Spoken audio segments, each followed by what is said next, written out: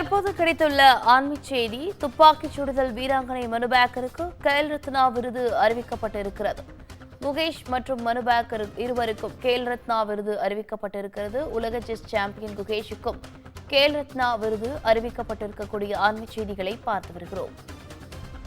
துப்பாக்கி சுடுதல் வீராங்கனை மனுபாக்கருக்கு கேல் ரத்னா விருது அறிவிக்கப்பட்டிருக்கிறது. ஆன்மீக செய்தியாக பார்த்து வருகிறோம். உலக செஸ் சாம்பியன் குகேஷுக்கும் கேல் ரத்னா விருது அறிவிக்கப்பட்டிருக்கிறது. தொடர்ந்து ஆன்மீக செய்தியாக துப்பாக்கிச் சுடுதல் வீராங்கனை மனுபாக்கருக்கு கேல் ரத்னா விருது அறிவிக்கப்பட்டிருக்கிறது. இதனைத் தொடர்ந்து உலக செஸ் சாம்பியன் குகேஷுக்கும் கேல் ரத்னா விருது அறிவிக்கப்பட்டுள்ளது.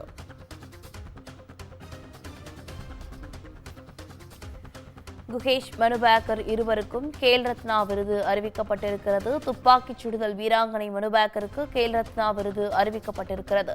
இதனைத் தொடர்ந்து உலக செஸ் சாம்பியன் குகேஷுக்கும் கேல் ரத்னா விருது அறிவிக்கப்பட்டிருக்கிறது.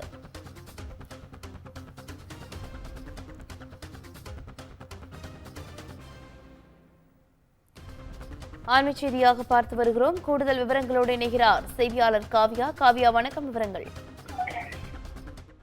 வணக்கம். தற்போது மத்திய அரசானது கேல் ரத்னா விருதுகளை அறிவித்திருக்கிறது. முன்னதாக கேல் ரத்னா விருதுக்கு மனுபாக்கர், அதாவது செஸ் வீராங்கனை, அதாவது தொடர்ந்து துப்பாக்கி சுடுதல் வீராங்கனையான மனுபாக்கரின் பெயர் பரிந்துரை பட்டியலில் இல்லை என பல்வேறு சர்ச்சைகளானது தொடர்ந்து ஒரு வார காலமாக அறிவிக்கப்பட்டிருந்தது. இந்த நிலையில்தான் தற்போது 4 பேருக்கு மத்திய அரசானது தற்போது கேல் ரத்னா விருதை அறிவித்திருக்கிறது.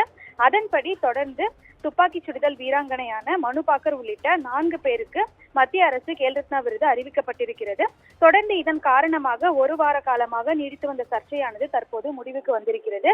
இதே போன்று தொடர்ந்து மேலும் மூவருக்கும், அதாவது ஹர்மன்பிரீத் சிங் மற்றும் பிரவீன்குமார் உள்ளிட்ட தடகள வீரர் உள்ளிட்ட 4 பேருக்கும் இந்த விருதானது அறிவிக்கப்பட்டிருக்கிறது.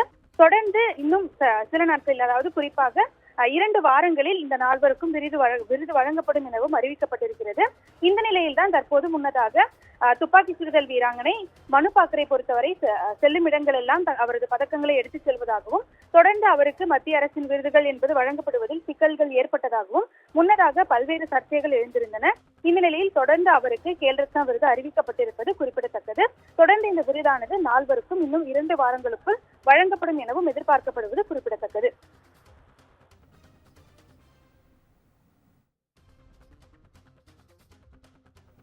விவரங்களுக்கு நன்றி.